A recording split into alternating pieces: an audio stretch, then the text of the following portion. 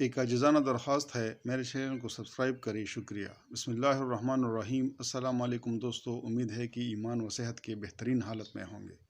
دوستو، اشفاق احمد صاحب واقعہ بیان کرتے ہیں کہ برصغیر میں ایک ہندو کہتا ہے کہ مسلمانوں کے لیے ایمان کا رشتہ خون کے رشتے سے بڑھ کر ہوتا ہے۔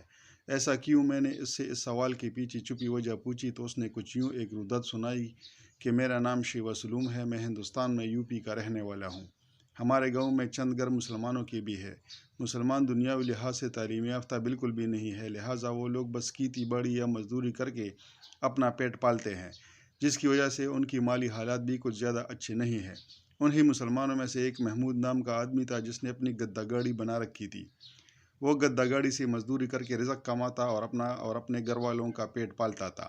اس کے علاوہ صاحب استطاعت لوگوں کو چھوڑ کر باقی لوگوں کے لیے یہ گدہ گاڑی بطور ایمبولینس اور ایمرجنسی سواری بھی استعمال ہوتی تھی۔ محمود نے چہرے پر داڑھی سجا رکھی تھی، مگر پورے گاؤں میں وہ واحد شخص تھا جو عید پر بھی مسجد نہیں جاتا تھا۔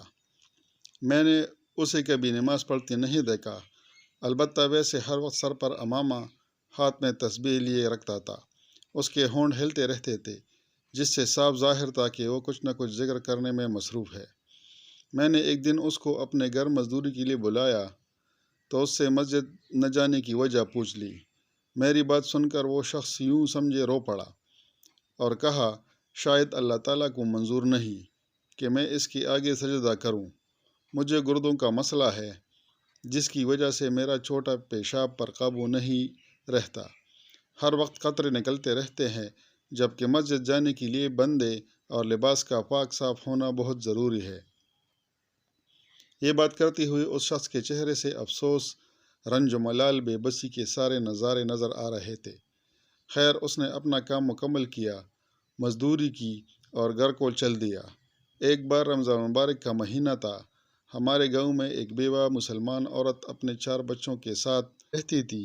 بڑے 2 بچے جوانی کی دہلیز پر تھے اور ان کی ماں گھر کے کام کاج کرنے میں مصروف تھی کہ اسے کرنٹ لگا اور وہ چل بسی۔ اس کی موت کے بعد پتہ چلا کہ اس کے گھر تو سحری میں کھانے تک کو کچھ نہیں تھا۔ کفن دفن اور قبر وغیرہ کے لیے اخراجات کہاں سے آئیں گے؟ تمام مسلمانوں نے حد المقدور کوشش کی اور چندہ جمع کیا، مگر وہ پیسے بمشکل قبرستان کی کمیٹی سے قبر خریدنے کے بن سکے۔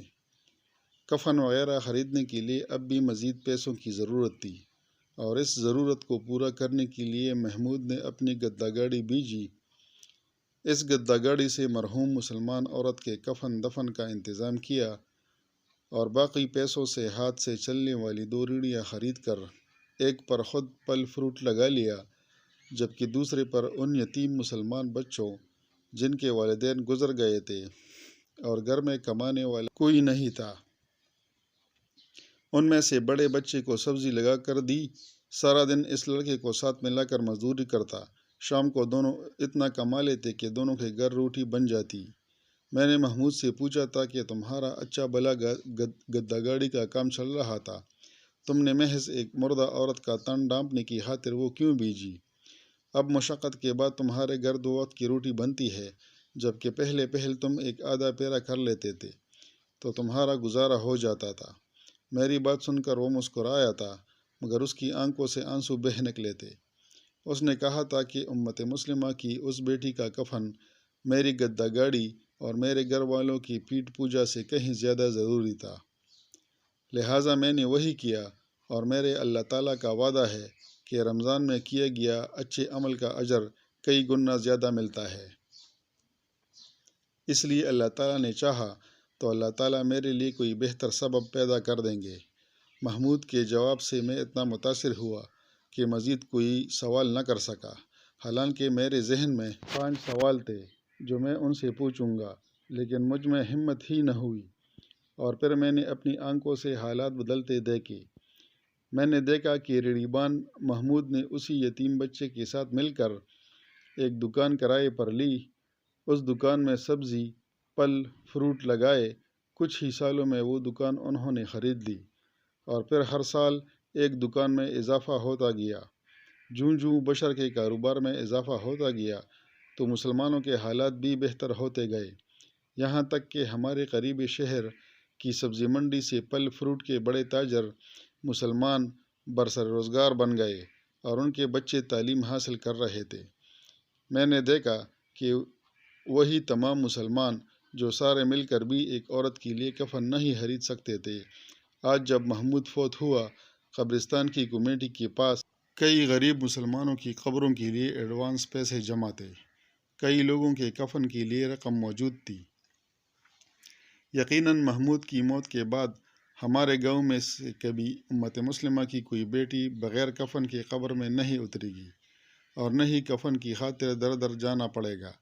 محمود کے بدلتے حالات دیکھ کر میں نے ایک ہی نتیجہ اخذ کیا کہ ایمان کا رشتہ خون کے رشتے سے بڑھ کر ہوتا ہے، مگر کیوں؟